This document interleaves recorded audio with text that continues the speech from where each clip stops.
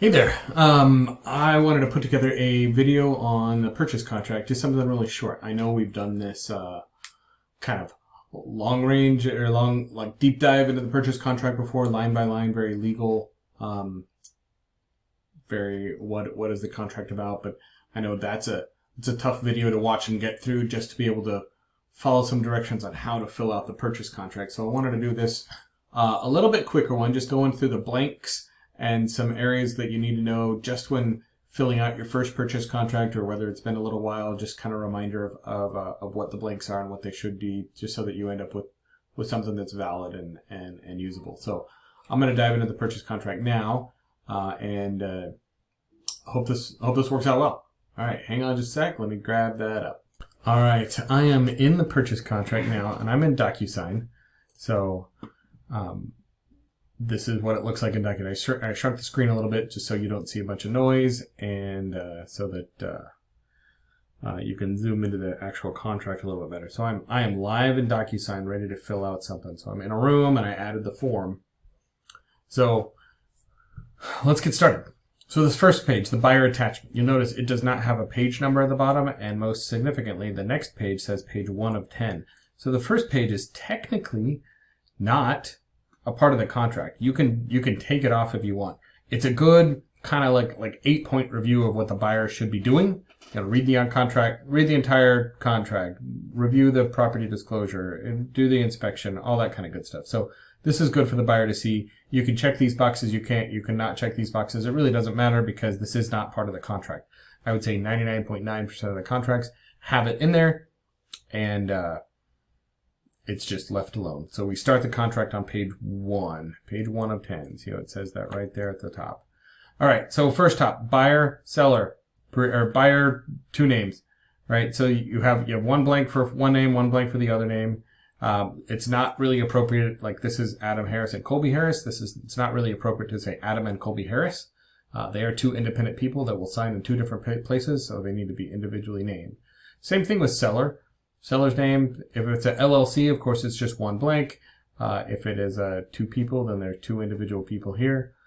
This checkbox says or identified on section 9C. We don't use that a lot because in residential, we typically know who actually owns it. Section 1B, premise address, pretty straightforward. Property address, a unit number if it was needed. The assessor's number. The assessor's number can be found on Monsoon or on the Maricopa County Assessor's site.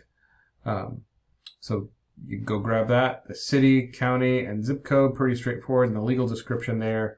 Here, I'll go show you where to get the legal description and the assessor number and that kind of stuff here. Hang on just 1 second. All right, so I jumped into a MLS sheet right here. So from here, just a normal MLS, if I go up top and I click Monsoon, it's going to launch me into Monsoon, and this is where I can get both of those bits of information. So, bang, there we go. So here we go. So I've got the legal owner's name. Right here is my property, or my assessor number, 155-30-016. And then down here, nicely, my legal description is sitting right here. Now, you want the one that has the lot in it. Remember, different ways of describing property. Lot and block is one of them. So this is Lot 16, Block 1 of Myrtle Park, Maricopa County Recorders 0002611. Right? So this is not the legal description. It's in Myrtle Park, but this is the full one. So I just take that, copy it, piece here, and paste it right in there, right? So that's that easy. I could do the same thing with assessor number.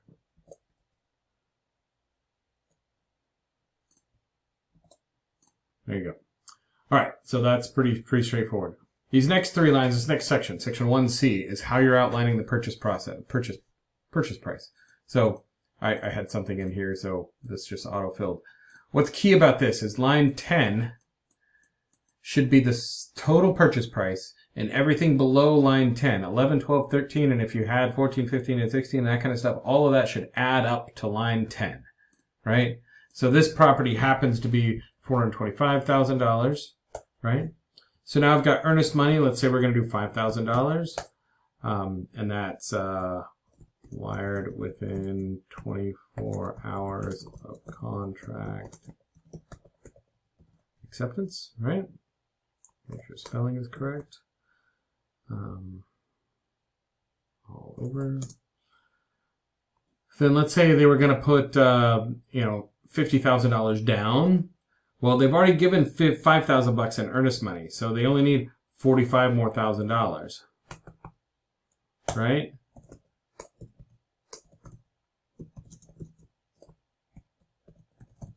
Remainder of down payment. Down payment is technically 2 words. And then what is going to be the loan is what's left. So I've got 425 minus 5 minus 45, or 425 minus 50, which is 375. And this is, I've seen all kinds of here. So here's going to be the full legal thing. To be evidenced by a note and deed of trust. Conventional loan.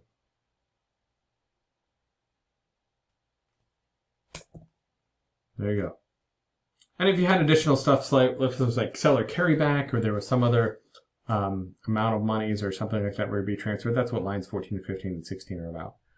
All right, so line 17, obviously wire transfer. If I wrote that up here, if they're going to write a personal check or if they're going to do something else, then write that in there. Line 18, it always goes in the escrow company. That's the, we do not have a broker's trust account for earnest money, so that always goes straight to the escrow company. Section 1D, close of escrow. This is your proposed close of escrow date. So May 13th, 2021, right? So you're going to pick out that close of escrow date. I usually just, depending on lender typically says it's going to be, they need 25 to 30 days. So I'll pick 30 days out and then pick the following Thursday. Just because I want a little extra cushion, and then Thursdays are good days to close up. Next thing down here, possession. We typically do possession at close of escrow. Even if you're doing a post-possession agreement or anything like that, or a pre-possession agreement, both of those agreements actually define that possession happens at close of escrow, and then there is some sort of agreement between the parties for a party to stay there without possession, or stay there outside of that possession change. So we like possession to change at close of escrow all the time for legal uses. If it's different than that, consult me and let's figure out what other options we have. You get into huge liability issues if there's an issue. Section 1F, addenda incorporated. Check the boxes that have the addenda. If it's an HOA, you click the HOA box. If it's in if it's older than 78, click the lead-based paint, right? So this one happens to not be an HOA, but it is old, and that's about it that's in here. All right. Actually, I'm going to do additional clause addendum because the additional clause addendum has the appraisal waiver. That's in a totally different video. So here we go. Next set.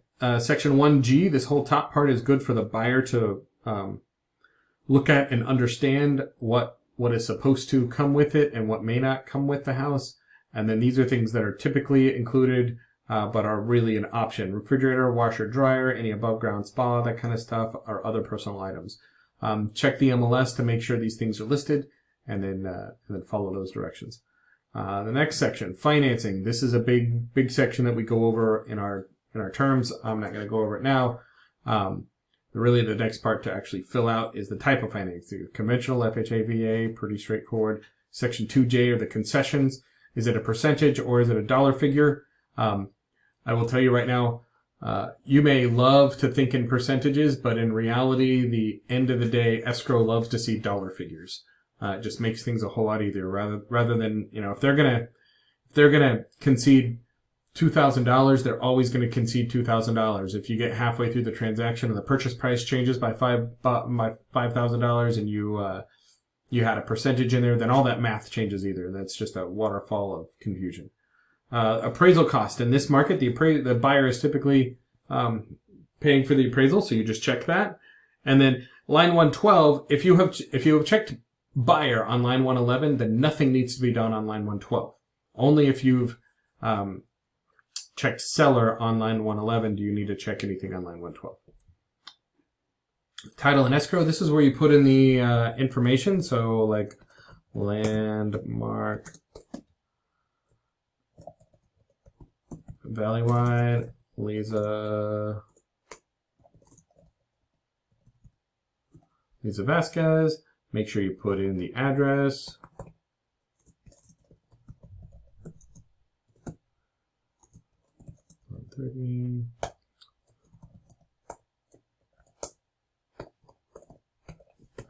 Right, that's 16, and make sure you put in their email address. So there is a stipulation in the contract, little line in the contract that says if the mode of communication is not defined in this contract, then it is not a valid mode of communication. So if you don't put their email in here and you have a full, and later on in the contract you have a full email conversation that defined part of the contract, all of that conversation can be stricken because it's not determined a valid mode of communication in this contract. So make sure you put their email address in here. It's nice to put the phone number too, because that, of course, adds that mode of communication for legal things. But as we all know, statute of frauds, things need to be in writing anyways, and nothing is in writing in phone, so we use email for that. There you go. Keep it on going. Prorations and assessments of fees, this is the next spot to actually be checked. 99% of the time we're leaving this alone. Only if you had some major reproration, or this is like a rent to own or some sort of delayed ownership or seller carryback or something like that, would you change where these prorations are set for. Next section is all about disclosure. So this talks about your spuds and your clue and the FERPTA and all this kind of good stuff as far and lead-based paint. If the house was built after 78, you just need to put initials on line 182 and that's it. If it was built prior to 78 and they've already handed you the lead-based paint form, then you check 173 and you initial 181. If they have not handed you the lead-based paint form yet, then you check 175 and you initial line 181, right? And this says that the buyer may, within 10 days or inside of the normal risk assessment time, do their lead-based paint assessment, right? Don't check both boxes like that, but check only one of them. Cruise through things, warranties. This is basically a as-is contract, so there really isn't much other than disclosure. So the buyer and the seller have both warranted that they have disclosed everything that may affect a buyer's willingness to buy or seller's willingness to sell or the compensation thereof. So there you go. Due diligence.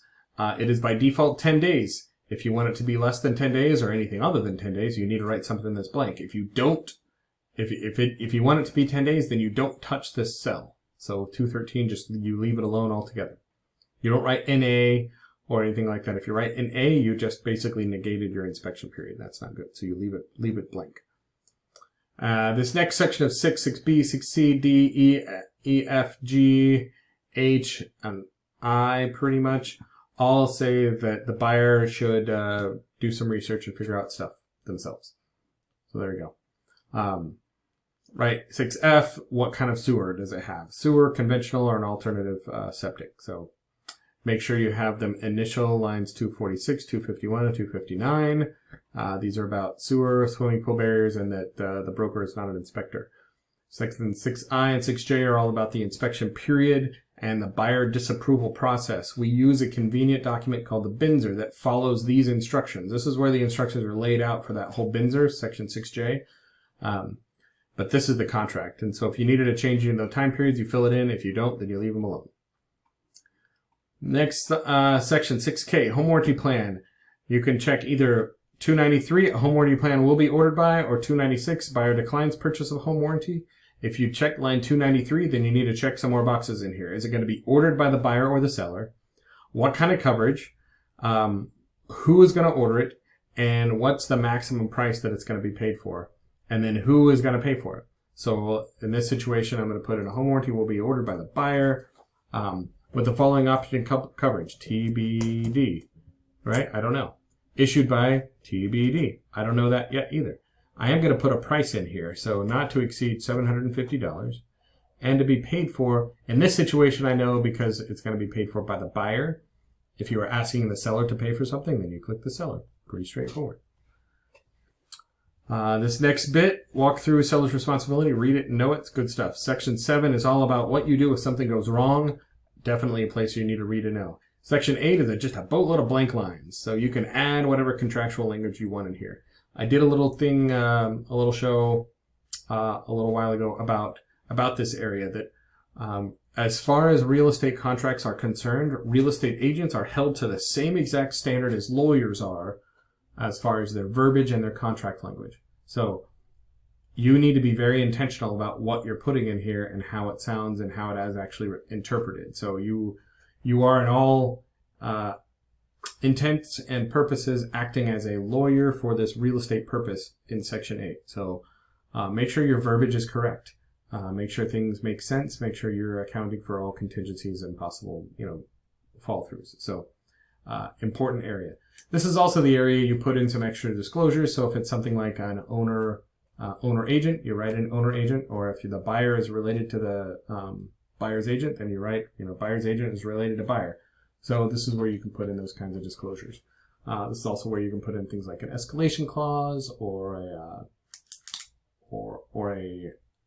possible appraisal gap contingency, like the buyer will pay up to $10,000 over appraised value kind of stuff. So this is where you write that data in. And like I said, I've had another session where I talk about that language and how we deal with it. The rest of Section 8 is about how we deal with the contract. So risk of loss, permission, law, time is of the efforts, compensation, copies and counterparts, days, how days are done, calculating time periods. We've talked about all that kind of stuff. Section 8N is release of brokers, and it's a hold harmless clause saying that, hey, if you guys find something out, the brokers really aren't responsible for it. We're supposed to be the source of the source, not the source. So if you find things out, I can't do it, especially in and around legal or tax things. So we're not those people. 8O, the terms of acceptance. This is where you put in when you want their response by, right? So if I'm planning to send this contract over today, and I want it by noon tomorrow, then I will put in Sunday, let's see, April, I'll spell right. April, what is tomorrow? The 11th. 2021 at 1:30 p.m. Pretty straightforward there. So, and then that's it there. Make sure you get your buyer's initials where they're supposed to. And then the next one is all about you, or who you are, right? So it's your name, your MLS code, your license number. If you're working with somebody on your team, then them in there, Keller Williams Biltmore Partners. Our firm MLS code is KWBP01, and our firm license number is LC637772000. And make sure you put your email address in here, like we discussed earlier. You are defining legal methods of communication. If you don't put your email address in here, then they can basically discount anything that comes via email. They're expecting you to print things out and walk them to their office. This is also 8R is your agency confirmation. So you are confirming here that you have an agency relationship with the buyer, right? Or the seller, or both, right? So you put what applies, right? If you're typically writing this up for your buyer and this is your buyer's contract, then that's what you put there. Then you put in your buyer's signature, the days and the dates that they signed, all that kind of stuff. If you want to put their addresses in here, that's fine. That's perfectly legal. It's not bound. It's not needed. And some see this as a way to be handing that personal information over to the other side, and it's not necessarily needed. If you are filling this out as a buyer's agent, I would suggest filling out section 9A anyways. So you're going to go back to the MLS and you're going to pull that information out. So I'll go over here to the MLS where I was, go back to my report. Down at the bottom, I've got their name, their MLS ID, their license number, their brokerage number, their license number, their phone number, and their email address. So I have all of that information that I need to fill out section 9A for the seller's agent. Get that in there. And that's pretty much it. Look at that. It came in just under 20 minutes for this bulk section. All right, so we went through that contract pretty quick. If you were a super fast typer, you could probably have filled out that contract right along the way. You load that into the envelope in DocuSign, you lay the signatures over it, and then you send it out. It's bang, bang, bang, you've got a contract. People that are really good at this, your TCs and such, they can get all the data in the contract in 10 or 15 minutes and load that into envelope and have it turned around in between 20 and 30 minutes. That's a pretty commonplace.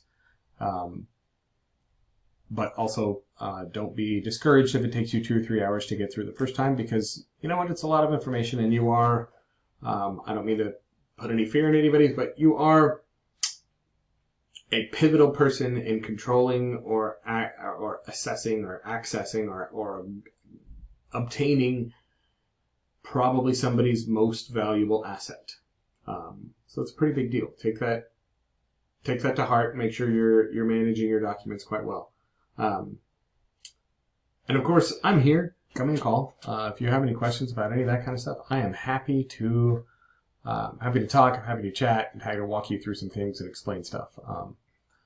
Depending on what buyers, what type of clients you have, some of them want to know every line of the contract. Some of them just want to know the blanket statement. Some of them are just, I trust you and I sign it. So measure your output and your communication to them depending on how they actually see their life and how they want to be communicated to. So that's about it. I hope that serves everybody well.